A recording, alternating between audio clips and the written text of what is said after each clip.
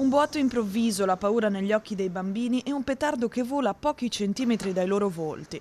È quanto vissuto a San Martino di Lupari all'uscita dalla scuola primaria Duca d'Aosta, dove tre adolescenti, sui 13-14 anni, hanno lanciato un petardo contro alunni e genitori.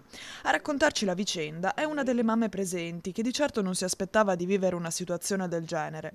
Dopo l'uscita di scuola, decine di bambini stavano lasciando l'edificio scolastico accompagnati dalle famiglie, diretti verso il parcheggio sul retro. In quell'area, davanti a una birreria, i tre ragazzi seduti sulle panchine avrebbero acceso e scagliato volontariamente l'ordigno verso il passaggio pedonale affollato.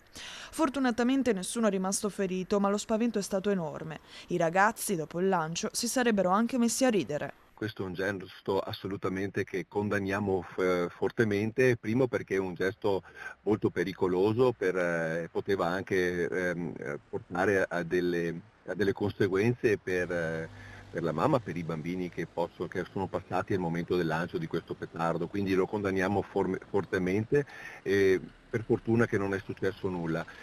La mamma deve naturalmente sporgere la denuncia ai carabinieri perché solo così si riescono a identificare i ragazzi e vengono anche coinvolte le famiglie che magari sono anche all'oscuro che i propri figli possono fare gesti di questo tipo. Una responsabilizzazione dei genitori che primi sono coinvolti. La mamma ha immediatamente segnalato l'episodio ai carabinieri e alla polizia locale, che hanno avviato controlli e monitoraggi nella zona. Ora pretende scuse pubbliche per tutti i bambini che sono stati messi in pericolo.